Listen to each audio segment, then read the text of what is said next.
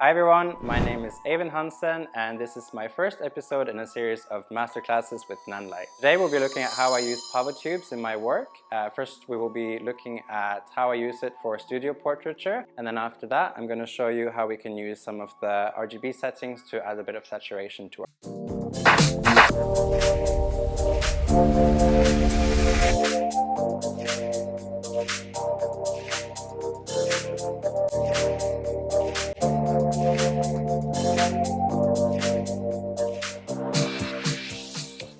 So we're here today with our lovely model Aaron. We've started off with having everything on a daylight setting. I got 5 lights set up, PavoTube 30Cs as our main lights for the background, and as a rim light on Aaron we've got 30x and the 15x just to kind of get some nice bit of rim light here on the side of his face.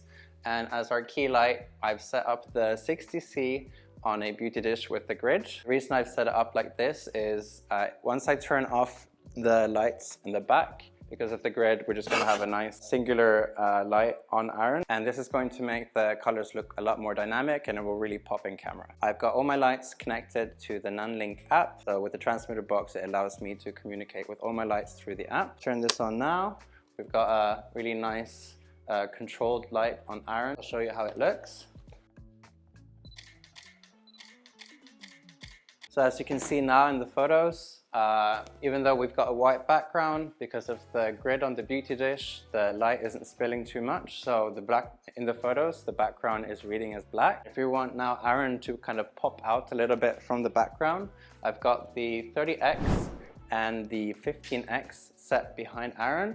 And I've got egg crates set on it to also add a bit more control to the light. So in the app, I can turn on the 15x here. And now we can see, like, even if he's wearing black, he's got a bit of rim light here, so we can make sure that he's popping out of the background. We're adding the 30x on as well. So we've got a rim light coming in from both sides. There we go. And still the background is reading pretty dark. It's not bleeding too much, so we have a nice black background. We've got cool rim lights. So now that we've got the rim lights on Aaron, we want to kind of add just a little bit of depth to the background. I've only put on the barn doors, so it allows us a little bit of control. We're not necessarily spreading the light throughout the entire room, but we still have it wide enough to kind of fill the light in the back. If I turn these on, I can also then control how bright I want them. So now if I take a test shot of Aaron, we can see that we are going from a very dark black background to brighter background. So this is our basic studio setup. Next I'm going to show you how we can change the setting on each light, and then we can have rotating colors on it. The perks of being able to have the lights run on these programs is that we can try lots of different color setups without having to experiment with different colored gels. If we now go into the app, we can start with the Forza 60 on the beauty dish. And if I just change it now from CCT mode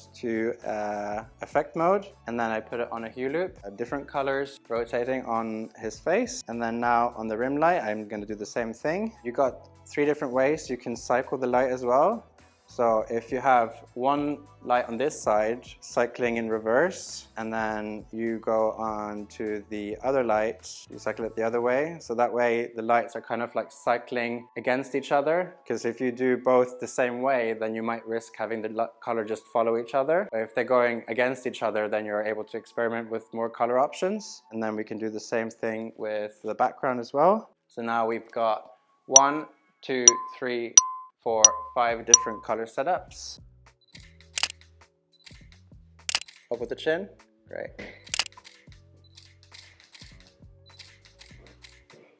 So now I'm really happy with the setup we've got. We've got the colors rotating on different programs. And now I just want to add a little bit of more depth to it. What I like to use in my shots is this little filter here called the split diopter. If you've ever watched like movies where you see like the main character is in focus, but then there's like this like really like weird blurry line, and then you have another person in the back in focus as well. It's because they've filmed it with like a split diopter, so it kind of allows you to have 2 different focal planes in one shot. It's gonna kind of add a little bit more like ghostly effect to our images. Good. It's nice, Aaron. So here's one image from the shots that we just did that I quite enjoy, and as you can see we have the split diopter in front of the camera. and it kind of adds this nice little ethereal vibe to the image. I think this is a good image because we've got like the basis for a nice edit. Here we have a nice example of all the different colors working together. We've got the yellow on Aaron's face, we got one blue rim light, and then we got one red rim light. And then the back, one light is a bit more blue and the other one is a bit more turquoise. So you can kind of see how all the 5 different colors can work together in one image. What I want to do next is I want to play around with different modifiers. Now we've been using a beauty dish, and for the next shot I want to see maybe if we play around with something a bit more concise. So rather than having a spread light, we're gonna go even like more concentrated. So previously we had the beauty dish set on the 60C. I've now replaced it with a Fresnel lens with barn doors. The reason why I did this is just to show you like there are so many different modifiers you can put on the monolight. With this one now, we've been able to kind of control the light a bit more. It's a bit harsher. So with the beauty dish, we had a bit more of like a softer lighting. Now we have a much stronger light, and we can even see like the really harsh shadows here. And if we do a couple of test shots, so I can kind of control it a bit more, so I just get it on parts of his face rather than on his whole body. Nice. And then just wait for the nice color rotation to come in. And there, that looks really nice. And then as well with the Fresnel, we can also spread it a lot more if we want. We have a bit more on his whole body.